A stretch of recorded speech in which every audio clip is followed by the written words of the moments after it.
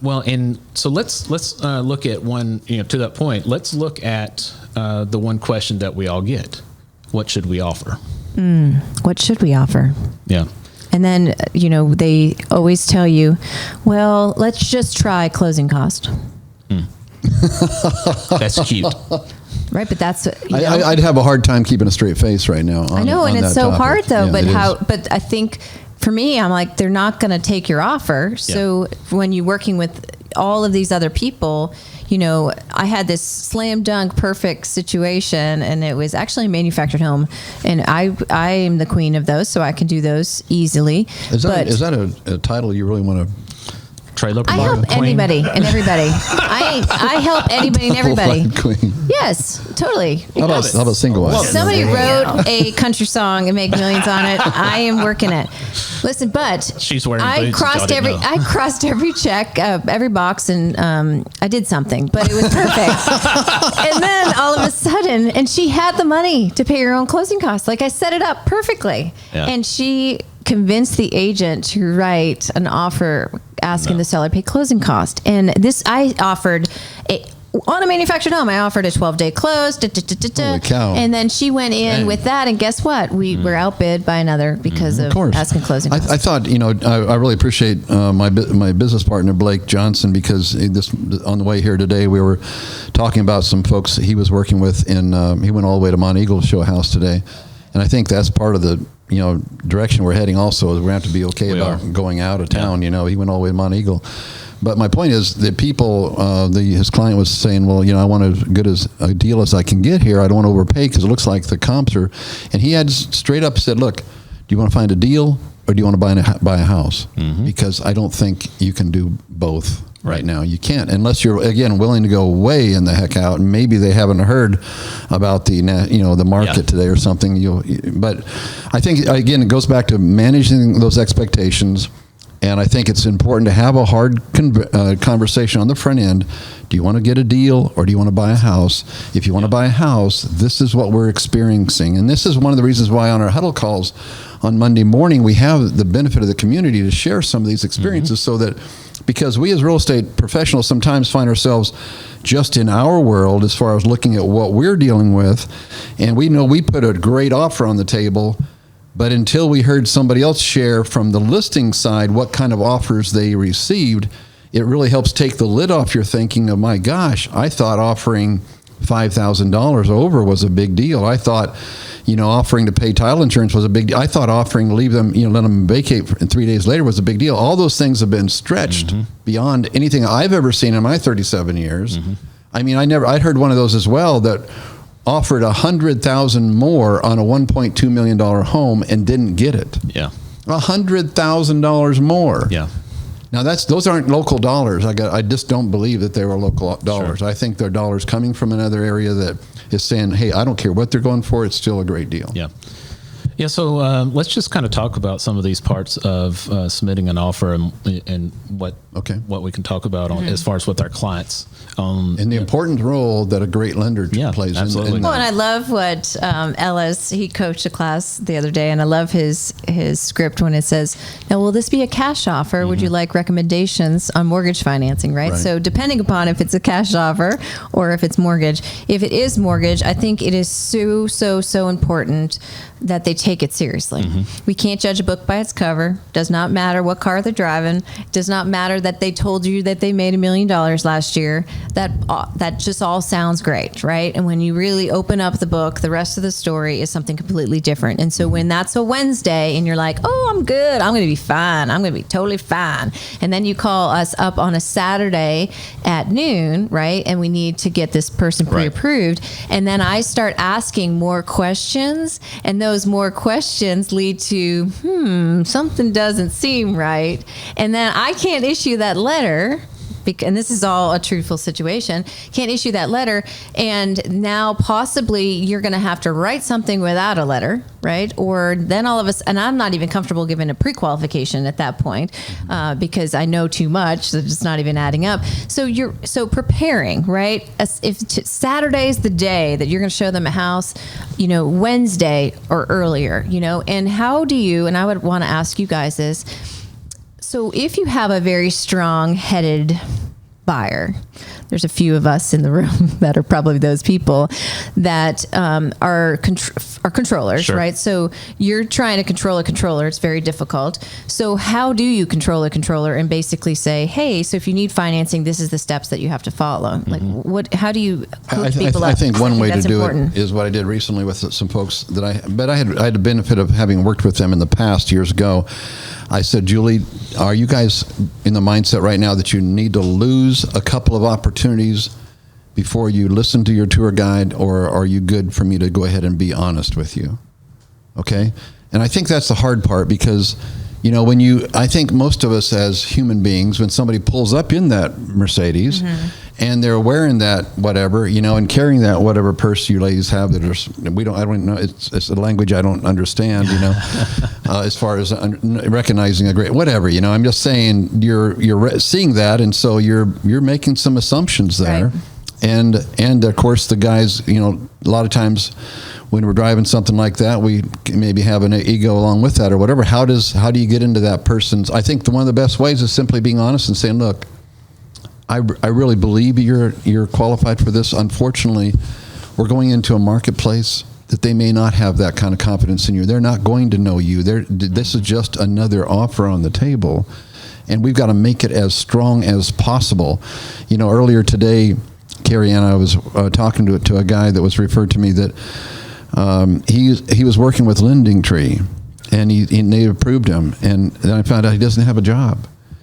He doesn't have a job here. He's moving from California, doesn't have a job here, and he was resistant on having your people talk with him. I said, look, we can do that, but you're getting the cart before the horse, because she'd already fallen in love with the house, okay?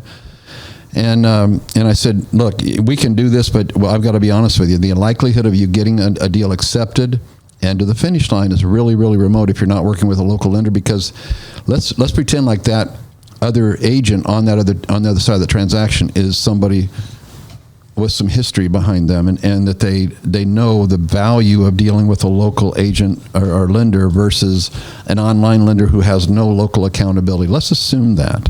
And we get there, and your wife is crazy about it. You say, this is cool, my car fits in the garage, everything's awesome. And then, they're saying, okay, well, we didn't know this before, but now you've got 3 hours before all offers are in. Because a lot of that's happening out here. Their agents are putting a home on the market one day and saying, okay, you got till tomorrow noon to get your offers in. And they haven't gone to the exercise of making sure that the lender, local lender, or any lender had an opportunity to do an actual pre-approval. Do you think for a second you're going to get that house? And that's what I finally had to tell him today. You guys don't have a chance of getting accepted if you don't have a solid approval letter by a local lender. And I just think it starts with, managing those expectations. I think in today's world, you're better off with your feet up on the desk reading a book than chasing after somebody who has not gotten the confidence in you yet that they're doing that they're getting actually an approval letter. With a local lender, not somebody made up in somewhere else that doesn't have any local accountability. Yeah, and then we take that the next step, and we, with permission, you say, Karen, go ahead and call. We then call, the listing agent and sell that offer for financing and sell our reputation and sell that we close loans as quickly as we do. A guarantee. There's one thing where you can have a local lender with a big bank, even though they're national, but they have a local branch here. That does not mean that they're not using corporate's underwriting process. The whole meme of, I hear it's still in underwriting or something. I'm like, I don't even know what that means. It's in line. Oh, it's in line. Oh, yeah. Line for underwriting, right? When I heard that last time, I thought, how the hell are you using somebody that only persuasion you have is to be in line? Yeah. I mean, that's See, an empowering lender, feeling. That must make your client feel really super. We're in line. My lender likes to use fast passes. So it's like Disney World over there. She uses the fast pass too. But I mean, that's a great example. That is super, super important, right? I just spoke to a client who called, who was supposed to close last Friday with another lender, and I'm luckily the one that a lot of people call to fix the problems. I'm like, I'm thinking I'm going to go with Mortgage Magic Maker. I don't know, like something with the MortgageMagic.com. That's too hard to say. Yeah. Mortgage Magic. That's Maker. the whole point. It's supposed to get you tongue tied. But I was talking to him and I said, "Sir, we're in a situation." and I need to be very straightforward with you. He's like, you're the only one who has been, right?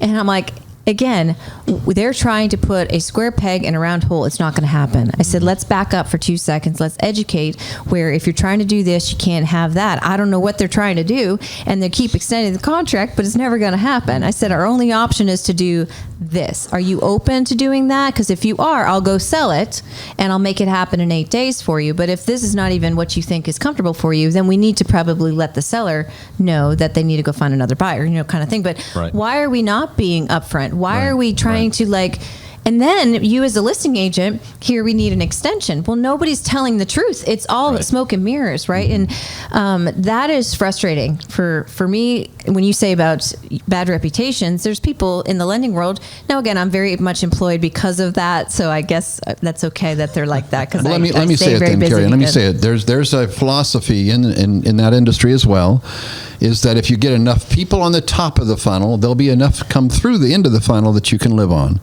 And I'm sorry, but that's real in my experience, okay? That's why I'm so damn cynical when it comes to mortgage, that you got to use a local professional like CMG, Carrie Ann at CMG. And I'm sorry, you didn't ask for that, Carrie Ann, but that's my reality, is because I've seen too many times, oh yeah, we can make that happen. Oh yeah, we can make that not a problem. And they get everybody on the line there to get all these dominoes in place, and that person never was qualified to start with. But also, sometimes it's positive now. I was going to defend her industry. But sometimes I make it look really easy.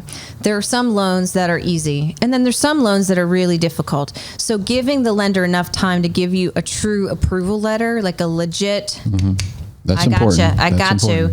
Versus, I'm just going to, what if it doesn't really, that doesn't work. I mean, that makes you not happy with me, et cetera. If I tell you it's going to happen, it's going to happen. Right. So I would probably challenge the lender to know that letter is not even what does a pre-approval really mean? I mean, if you ask every lender, there's probably a different definition. My definition is on board, like I'm guaranteeing it. It's close enough to approval. Approval to me is an underwriter has actually verified what you've provided for me, so it's that extra layer. But a pre-approval for another lender could possibly be a pre-qualification. Right. So you're at that point, you're just playing words, who wrote the letter, type of thing. So be really specific. That's why the local element means something. And to me, I don't know if we told you this or not, but not long ago, Blake won a VA offer with CMG over a cash offer that was very similar in amount. I saw that on Facebook. A VA offer. I did not know that actually happened, and I saw that on Facebook after, and so I called my office. I was like, "What's happening here?